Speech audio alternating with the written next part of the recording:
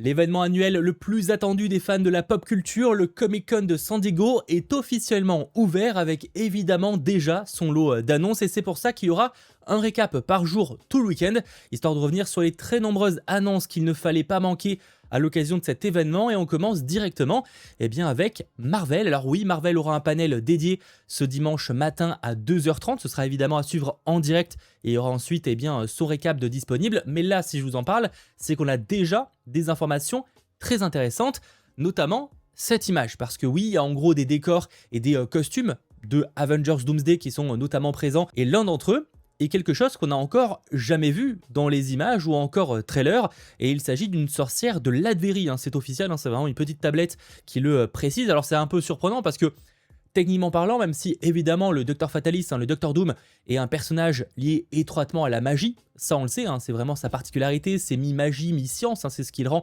aussi puissant. On n'avait pas encore de visuel d'un tel personnage, et même dans les comics, il n'y a pas vraiment de personnages qui ont quasiment le même look que le Docteur Doom, en tant que sorcière. Maintenant, se pose la question de son identité. Est-ce qu'il s'agit de la femme du Docteur Doom? Peut-être via des flashbacks ou un truc du genre, parce qu'il y avait quand même une affiche qui laissait comprendre que potentiellement ils étaient morts, un truc du genre.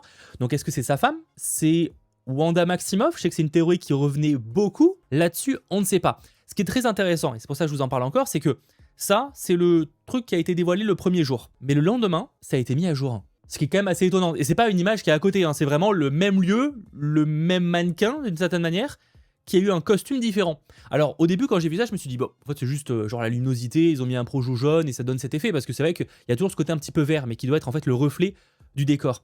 Sauf que si on regarde la ceinture, c'est pas le même costume. Donc ça soulève encore plus de questions. C'est du teasing, voilà, disons-le.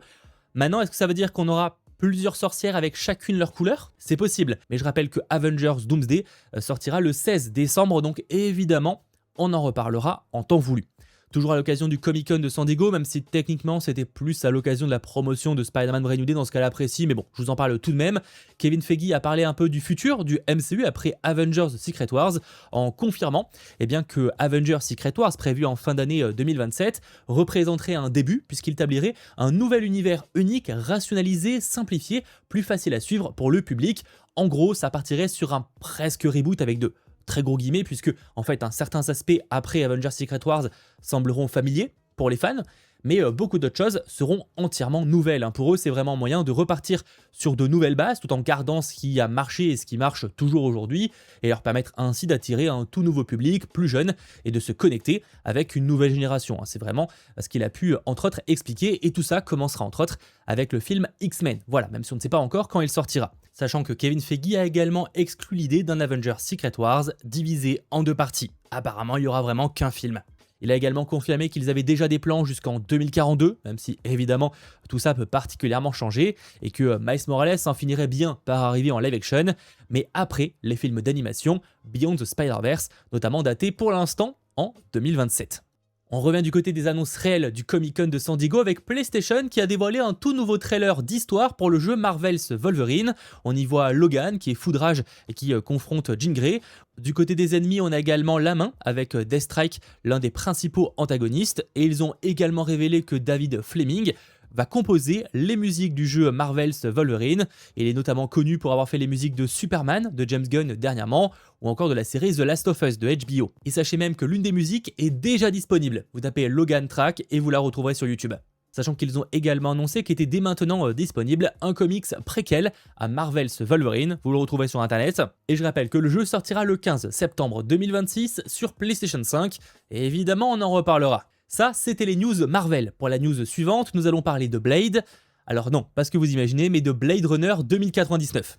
Alors oui, je suis pas sûr de la vanne et de la transition, mais je l'ai faite.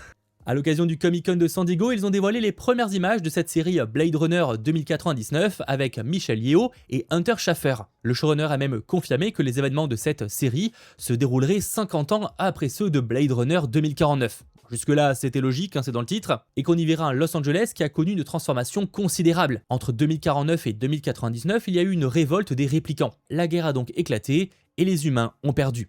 C'est un nouvel ordre mondial, les réplicants sont désormais les maîtres, et les humains sont des citoyens de seconde zone. Michelle Yeoh jouera Olwen, une Blade Runner répliquant qui traque un groupe de réplicants renégats disparus. Selon ce qui a été révélé, elle sera à l'article de la mort et elle sait qu'il ne lui reste plus que quelques jours à vivre, car les réplicants connaissent leur dernière heure avec une certitude absolue. L'autre personnage clé de la série sera Cora, interprétée donc par Hunter Schafer. Ce sera une humaine en fuite qui a passé sa vie à fuir les Blade Runner. Olwen et Cora vont collaborer pour enquêter sur les réplicants rebelles disparus. Et l'histoire que nous verrons à l'écran ne s'inspirera pas seulement des deux films Blade Runner, mais aussi du roman dont le film original est tiré. Ça sortira plus tard cette année sur Prime Video. Les annonces s'enchaînent et pourtant c'était le plus petit show du Comic-Con de San Diego avec un premier teaser pour la 3e saison de Percy Jackson, qui, c'est officiel, sortira dès le 20 novembre sur Disney+. Les fans de Percy Jackson ont pu donc découvrir les premières minutes de la 3e saison. Sans trop vous spoil, on y voit apparemment Talia qui recherche un personnage dans un parking et qui affronte un monstre jusqu'à l'arrivée de Percy.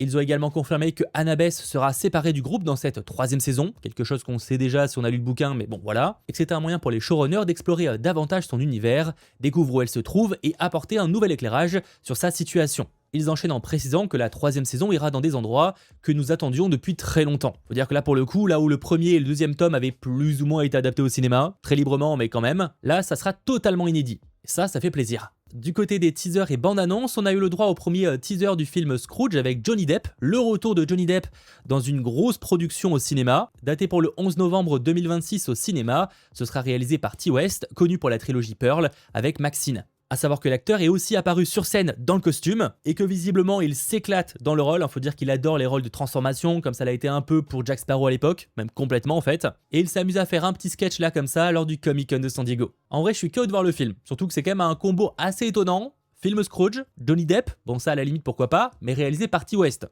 connu quand même pour une trilogie d'horreur. On retourne du côté de l'animation avec la nouvelle série Avatar, Avatar Seven Heavens, qui se dévoile. Elle est prévue sur Paramount Plus dès le 9 octobre, en tout cas date américaine, et on sait même que les 26 épisodes seront disponibles d'un coup. Ça, en vrai, c'est dommage. Cette nouvelle série, qui sera donc une suite à la légende de Korra, racontera l'histoire d'une jeune maîtresse de la Terre qui découvre quelle est la nouvelle Avatar après Korra, dans un monde ravagé par un cataclysme dévastateur. Les trailers ont été très nombreux à l'occasion de cette première journée puisqu'on a également eu le droit à une nouvelle bande-annonce pour le film Resident Evil, donc basé sur la licence de jeux vidéo et daté pour le 16 septembre au cinéma. Et le réalisateur Zach Cregger, connu pour Barbare ou encore Évanoui, a évoqué les critiques concernant le téléphone moderne et la neige dans le film, parce qu'il avait confirmé que le film prendrait place pendant le début de l'épidémie. Problème, il neige pas à ce moment-là dans les jeux. Il confirme donc qu'il a pris des libertés pour raconter une histoire qu'il voulait raconter et faire en sorte que le film ait l'apparence qu'il voulait lui donner. Et qu'il trouvait ça plutôt cool d'avoir de la neige dans un film d'horreur. Là-dessus je le rejoins, ça peut être très intéressant, mais effectivement du coup ça enlève le côté canon avec les jeux. Le réalisateur a également dit qu'il y avait beaucoup de plans du film qui laisseraient cette impression d'être à la 3e personne. Et autant le côté est-ce que c'est vraiment un film Resident Evil peut se poser, pour certains en tout cas, mais il faut l'admettre que l'aspect jeu vidéo et l'aspect gameplay qu'on a dans Resident Evil est carrément présent, avec la recherche des munitions, il y a même la machine à écrire pour sauvegarder, même si là du coup il va pas sauvegarder sa vie, ce serait un peu bizarre. En tout cas moi vu le réalisateur j'ai très hâte et ça sort le 16 septembre au cinéma, en espérant enfin un bon film Resident Evil. Il y a aussi eu un panel pour le spin-off à The Big Bang Theory, Stuart Fails to Save the Universe, dont le premier épisode est dès maintenant disponible sur HBO Max. Je ne l'ai pas encore vu mais je vais m'y mettre direct après ce récap. De ce que j'ai retenu du panel, c'est que Jim Lee, le directeur créatif de DC Comics, a fait une rapide apparition, confirmant qu'un épisode sera centré sur l'univers DC Comics. Est-ce que ça veut dire que nos personnages vont être envoyés dans un univers, l'univers DC? En vrai je trouvais ça drôle et carrément bien. Et c'est pour ça que dans le trailer on pouvait notamment voir Mr. Freeze. Ils ont également confirmé que d'autres personnages de la série de base apparaîtraient dans la saison, donc encore un peu de patience pour les découvrir, mais j'ai très hâte. Plus surprenant, un nouveau jeu Batman a été annoncé, mais pas exactement ce que vous imaginez. En fait, pour accompagner la sortie de la 2e saison de Batman Caped Crusader sur Prime Video, Warner Bros et Amazon ont annoncé Batman Caped Crusader Chronicles. Le concept est très original. Il s'agira d'un jeu d'enquête coopératif pouvant accueillir jusqu'à 4 joueurs, à voir concrètement comment ça va se passer, mais on pourra mener des interrogatoires et enquêtes au fil de 11 missions épisodiques, avec à chaque fois des mini-jeux d'investigation pour mettre à rude épreuve notre talent de détective. Si c'est bien fait, il y a peut-être moyen que ce soit très cool. Ce sera donc disponible dès le 31 juillet, en même temps que la sortie de la 2e saison sur Prime Video. Ça, c'était les news dévoilées à l'occasion du Comic-Con de San Diego. Rassurez-vous, j'en ai encore beaucoup d'autres à vous évoquer. Ce sera un très gros récap. Mais avant ça, si ce n'est pas déjà fait, eh bien n'hésitez pas à aimer cette vidéo ou encore à vous abonner pour ne manquer aucune actualité, notamment du Comic-Con tout le week-end. Parce que j'insiste, là c'est le jour le plus calme, vraiment. Warner Bros a par exemple dévoilé un tout nouveau trailer pour le film DC Comics d'horreur Clayface, qui sortira le 21 octobre au cinéma, j'ai très hâte. On a Prime Video qui a dévoilé un premier visuel des Nazgûl dans la série Le Seigneur des Anneaux, les Anneaux de Pouvoir pour sa 3e saison, prévue dès le 11 novembre, mais ça on en parlera dans le prochain récap, puisqu'un panel dédié à la série est prévu ce vendredi soir, avec le reveal d'un premier teaser. Dans les news en vrac, on a Sony Pictures qui serait en lice pour récupérer le prochain projet de Ridley Scott avec Hugh Jackman, adapté de L'Île au Trésor. On a Apple TV qui a acquis les droits pour faire une série sur Peculiar Stars, donc le prochain roman d'amour de Rebecca Yarros, l'auteur de Force Wing. Prime Video a donné son feu vert à Stillwater, une série dramatique d'horreur créée par Greg Berlanti, d'après le comics. C'est un thriller d'horreur qui suivra un ex-détenu qui reçoit une lettre mystérieuse, lui promettant des réponses sur son passé. On a le réalisateur Jonathan Levin, connu pour Warm Bodies, qui est en pourparlers pour réaliser la suite au film Jour de tonnerre de 1990 avec le retour de Tom Cruise. C'est un film sur la NASCAR, donc la course aux US. Le nouveau film Ali G, qui s'appelle Ali G, Qui suis-je, sortira le 23 octobre au cinéma, date américaine. Et la saison 5 de The Morning Show, prévue en 2027, sera la dernière sur Apple TV. Sachant que Netflix a également confirmé que le tournage de Tyler Rake 3 avec Chris Hemsworth a enfin commencé. Du côté des news casting, Netflix a dévoilé le casting officiel du nouveau film 30 ans sinon rien, avec Emily Bader et Logan Lerman. On a Kenneth Branagh qui rejoint la série Laird de Paramount+, par les créateurs de Mobland. Ce sera une saga familiale où un Écossais fier défie un milliardaire américain aux intentions obscures. On a Glenn Powell qui incarnera le joueur des Yankees Lou Gehrig, dans un film biopic sur lui, réalisé par Richard Linklater, connu pour Everybody Wants Some, et Benicio del Toro a été choisi pour incarner le rôle principal dans la nouvelle comédie d'Apple TV Protective Custody, aux côtés de Ben Stiller qui en est également le producteur. On y suivra un financier qui est accusé de fraude massive et qui devra se frayer alors un chemin dans les méandres de la politique carcérale. Et pour terminer, on a du nouveau sur le rachat de Warner Bros par Paramount pour 110 milliards de dollars, puisque le rachat a franchi une étape assez importante, ayant obtenu l'approbation de l'autorité antitrust, donc anticoncurrentielle, de l'Union européenne. L'Europe a dit oui au rachat. A l'inverse, aux États-Unis, ça se complique un peu puisqu'un juge fédéral a prolongé de 2 semaines l'ordonnance qui suspendait la fusion entre les deux. Ce qui signifie que les sociétés ne pourront pas finaliser la transaction avant minimum le 17 août. Pour l'instant, on est encore dans les temps espérés par Paramount, mais ils doivent absolument le finaliser avant fin septembre, parce que sinon Paramount devra payer de gros frais à Warner Bros. Et ça, évidemment, ça les arrangerait pas. J'espère donc que ce très gros récap d'actualité vous aura plu. Si c'est le cas, eh bien n'hésitez pas à l'aimer, à vous abonner, et on se retrouve dès demain pour un tout nouveau récap. Ça faisait longtemps qu'il n'y avait pas eu un récap par jour pendant plusieurs jours. De 1, ça m'avait manqué, on va pas se mentir. Et surtout là on a quand même de très belles news, ça fait plaisir. Même si les prochains récaps seront sûrement beaucoup plus Comic-Con au San Diego que celui-là où il y avait un peu des deux. Mais en même temps j'avais pas à ne pas vous évoquer ces news. Et pas la chaîne de télé.